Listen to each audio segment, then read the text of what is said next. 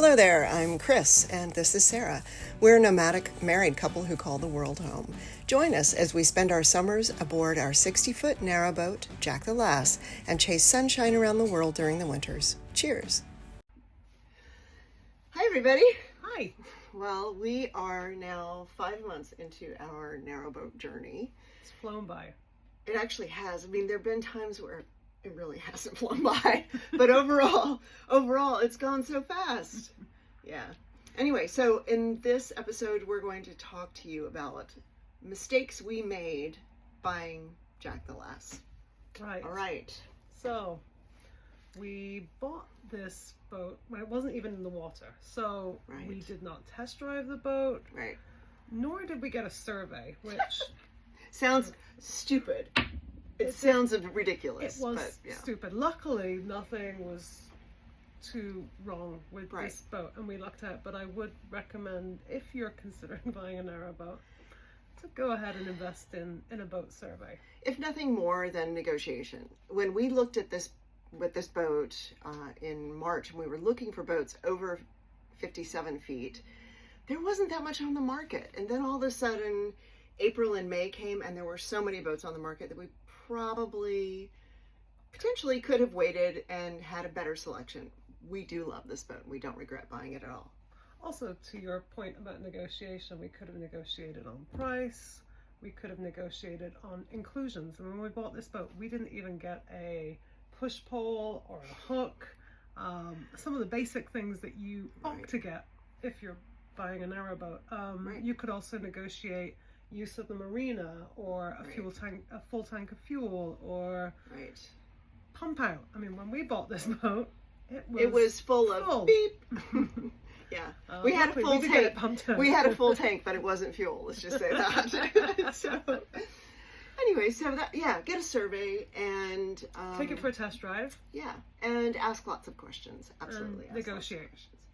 And if you're not really familiar with the mechanics and operations of a narrowboat, for example, we got the boat and we knew maybe 5 things, including how to turn on the motor. That was one of the 5 things. So since then, I've replaced a water pump myself. I've done our oil changers and filter changes. We learned just yesterday 3 things about the boat I didn't know when we were having a little bit of service done and replacing a bilge pump for the winter. So if you can find someone to give you like a day course on how to operate your boat, worthwhile use of your time. The one mistake that we did not make, we originally were not going to buy this boat. We were going to buy a brand new boat, and when I went to look at it, I thought everything looked great. And Chris was on video because she was in the US, I was in the UK, and she said, but just check before. Have you laid down in that bed, Sarah? I mean, Sarah's 5'10", and the boat is, at its widest, 6 feet 10 inches wide.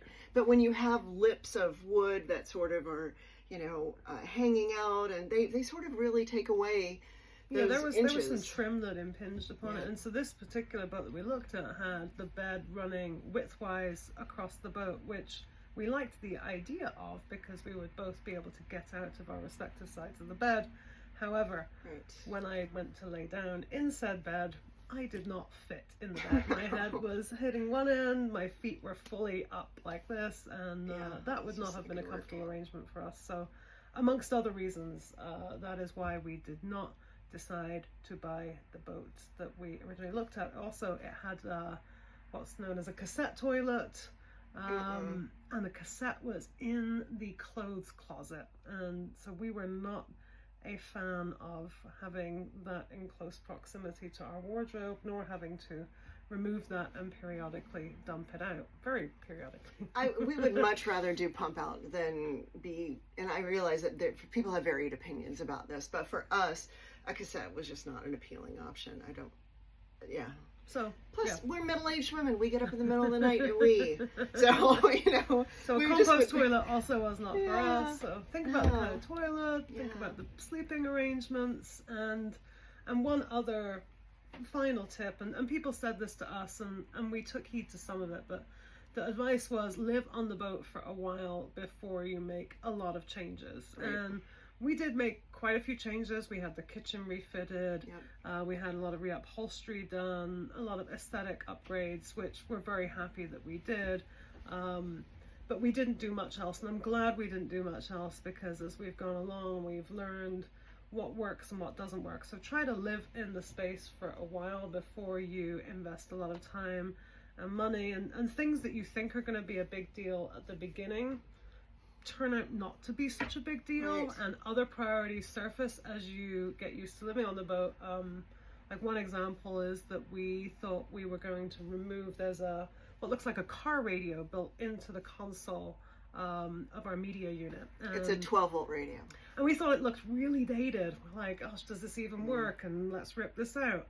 Really glad we didn't rip it out, because it is a 12-volt radio. It does have Bluetooth. We can play our music through it. Yeah. And it's appropriate for the type of power that we have on the boat. So Right. that's just one example of kind of things. I mean, we were very worried about, is the TV going to be big enough? Should we have a TV that pops up out of the media unit? We hardly had ever some actually use the TV. We had some grand ideas, and we hardly watch terrestrial telly at all. We will stream, and when we have pockets of great Wi-Fi, we'll download several films or a series that we might want to binge, and we'll watch that instead. But by and large, we don't really sit in front of the telly. And the telly is a big suck on power, which, stay tuned, because we will do an upcoming episode on managing power and the limitations of power on a narrowboat. Right. See you then.